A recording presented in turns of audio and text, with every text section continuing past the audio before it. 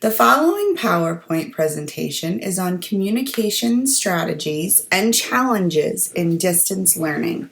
It is presented to you by Group 4. The agenda for this PowerPoint presentation has two sections. First, we will discuss strategies to help teachers organize the activities within their distance learning courses, and that will consist of setting expectations, creating routines, participation, communication with your students, and assessment. The second portion of our PowerPoint presentation will discuss strategies for dealing with distance learning barriers and how to take proactive responses to overcome those barriers. We will discuss inactive students and poor participation and what you can do to resolve those issues, writing mechanic issues that your students may be having, technology issues, and how to deal with life issues with your students. The most important thing that you can do the first week of an online course is to set up expectations for your students. The first week should be an introduction to the class so that the students can get used to the format and structure of the distance learning. Time management should be discussed with the students, and specific assignments should have a due date. List links to writing format and college level writing expectation websites so that students who have not been in school or are not familiar with college level academic writing have examples. You can also assess the students to ensure that all learners have understood the expectations of the course before the coursework actually begins. Setting up routines is also an important part of communication in distance learning courses. All of the units should be set up the same. All units should start and end on the same day of the week. Some learners prefer to have their units start on a Monday and end on a Sunday, while other learners prefer to have them start on a Wednesday and end on Tuesday. I've had courses set up both ways. All activities for the unit should be due on the same day. For example, all discussion posts are due by Wednesday, all assignments are due by Sunday. Provide feedback in the same amount of time after each assignment. Most professors provide feedback within a week of the assignment being due. As a facilitator of an online course, you should set up a schedule to check your emails and the course the same time every day to monitor students.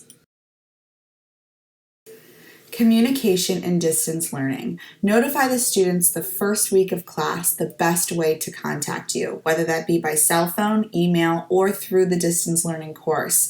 Set your expectations high. Students should have polite online interaction with each other. Have a set time period for answering questions by email. Most of my professors respond within 24 hours. Log onto your course at the same time each day so that you are able to answer questions for students. Notify students when you're going to be unavailable and set a time period for when you'll be returning and answering emails. Send positive emails to students weekly so that you're not just communicating with them when there's a problem. Make sure that the students have interaction with each other weekly. Assessment is an important part of any course. Understand that most online assessments are going to be open book. The questions should involve higher order thinking and be more challenging since the students have the resources right in front of them. Create a mix of both multiple choice and short answer questions. Have a rubric for grading every assignment that you give out so that the expectations are set before the assignment is even started and grading is less questioned. Safe Assign is also a program that you can use. There are several other plagiarism checking websites so that you can insert students' work and check it against other college work that are in these databases to make sure that your students are not plagiarizing someone else's work. Post grades within 1 week of assignments being submitted so that if there's any dispute, you have plenty of time to talk it over with the student. Now we are moving on to the barriers portion of our presentation. The best way to overcome distance learning barriers is to be aware of them before they even happen. Make a list of possible barriers and ideas of what you can do to deal with them. Reflect on how you have dealt with barriers in the past and how you may handle them differently in the future. You are bound to have students who are inactive in the class or poorly participating. The most important thing you can do is communicate with them as early as possible to get an idea of what may be going on. They may be having technology issues, personal issues. They may have been assigned to the course by an advisor and may not even be aware that they're in the course. So communicate with them as early as possible if you see students not logging on or not turning in assignments.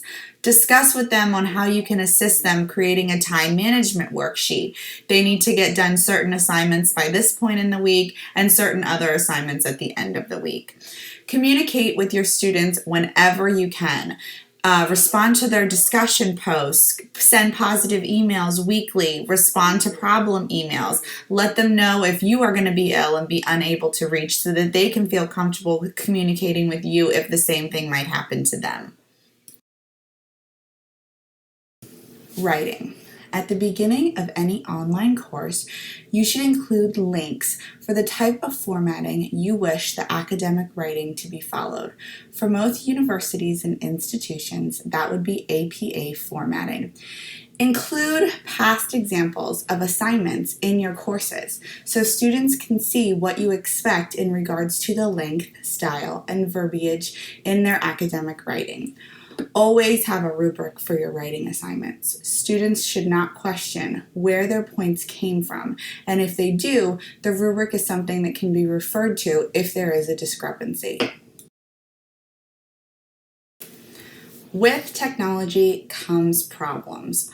If you begin your course with a Getting to Know You module, this will allow the students to become familiar with the technology and the course. They're able to navigate the specific areas without being pressured by their due dates. Be aware of the department at your institution that can assist students when you no longer can.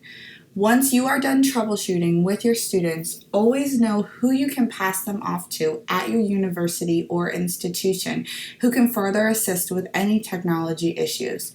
Make sure you log in every day and check the usage to make sure that students are completing all areas of the assignment. Occasionally, students have life issues that come up that make it difficult to complete assignments or courses. Keep the lines of communication open so that students feel comfortable sharing their personal issues that can affect their participation in the course and their assignments. If a student is pregnant during your course, work with them as the course starts to establish a timeline. She may want to complete her work early, or she may need to turn in her work late, depending on her due date and the conditions of her pregnancy. Sometimes unforeseen circumstances happen, death and sicknesses. Be compassionate to your students and allow them to make up work, as life events can sometimes interrupt the semester. Reviewing what we have learned in this presentation, the most important thing you can do is to open the lines of communication early for several reasons. You want to set positive communication early so that students feel comfortable coming to you when there may be a problem. You should always set your expectations at the very beginning of the course so that if there are any questions, they can be addressed before assignments begin being due. Preparation is the key for smooth distance learning.